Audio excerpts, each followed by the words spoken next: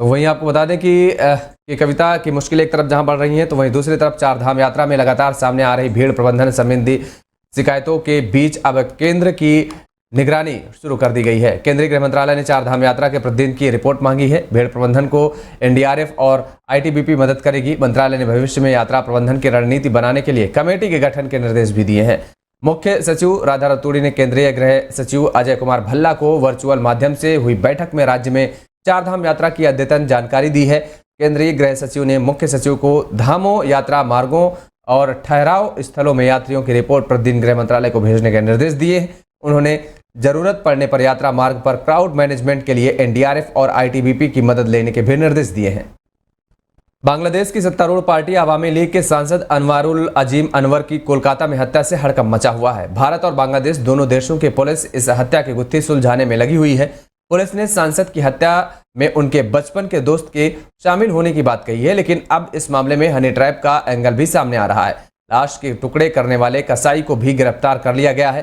सांसद अनवारुल की हत्या मामले की जांच कर रही बंगाल पुलिस को शक है कि सांसद को हनी ट्रैप का झांसा देकर कोलकाता के फ्लैट में बुलाया गया था, जहां उसकी हत्या कर दी गई। पुलिस ने बताया कि जांच से ऐसे संकेत मिल रहे हैं कि बांग्लादेशी सांसद को हनी ट्रैप के झांसे में फंसाया गया था। यह महिला मृतक सांसद के दोस्त की करीबी मित्र है।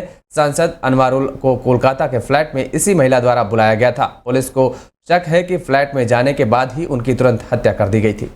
उत्तर भारत के अधिकांश राज्य में झुलसाने वाली गर्मी पड़ रही है। मौसम विभाग ने बताया कि दिल्ली, हरियाणा, पंजाब, उत्तर प्रदेश, राजस्थान, मध्य प्रदेश और गुजरात में अगले 5 दिन ऐसे ही हालात रहेंगे। इन राज्यों में लू का रेड अलर्ट जारी किया गया है। मौसम विभाग ने 23 मई की रात सबसे गर्म रातों में से एक रहने की संभावना जताई है।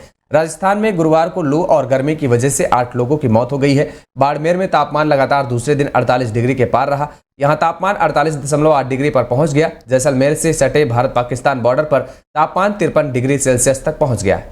उधर ईरान के राष्ट्रपति इब्राहिम रईसी का मशहद शहर में अंतिम संस्कार किया गया है। उन्हें समन अल हज्जाज अली बिन मूसा अल रजा के शरीफ दरगाह के पास दफनाया गया। मशहद वही शहर है जहां रईसी का जन्म हुआ था। रईसी के शव को सुपुर्द खाक किए जाने से पहले उनकी अंतिम यात्रा में करीब 30 लाख लोग शामिल हुए। उनके हाथ में ईरान का झंडा और रईसी की तस्वीरें थी। तुर्की की न्यूज एजेंसी अनादोलू के मुताबिक दुनिया भर से करीब 68 देशों के नेता, डिप्लोमेट्स ने भी रईसी को श्रद्धांजलि दी। इनमें भारत के उपराष्ट्रपति जगदीप धनखड़ शामिल रहे। उनके अलावा कतर के अमीर तमीम बिन अहमद अल थानी, इराकी पीएम मोहम्मद शिया अल सुडानी और पाकिस्तानी पीएम शहबाज शरीफ के अलावा कई देशों के नेता अधिकारी ईरान पहुंचे हुए थे। रईसी को आखिरी विदाई देने के लिए तालिबान के डिप्टी पीएम मुल्ला बरादर, हमास के पॉलिटिकल लीडर इस्माइल हानिये और हूती विद्रोहियों के प्रतिनिधि भी मौजूद रहे। ब्रिटेन में 4 जुलाई को आम चुनाव की घोषणा के बाद से सत्तारूढ़ कंजरवेटिव पार्टी और विपक्षी लेबर पार्टी के नेताओं ने चुनाव अभियान शुरू कर दिया है। पीएम ऋषि सुनक ने कहा है कि अगले कुछ सप्ताहों तक मैं हर वोट के लिए लड़ूंगा। एक दिन पहले पीएम सुनक ने 6 सप्ताह बाद ही आम चुनाव की घोषणा कर सभी को चौंका दिया था।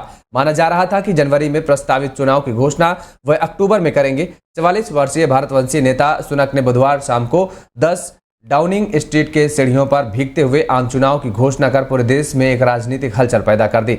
ईस्ट लंदन में गुरुवार को अपने चुनावी अभियान में सुनक ने स्पष्ट योजना, निर्भीक कार्रवाई और सुरक्षित भविष्य का नारा दिया।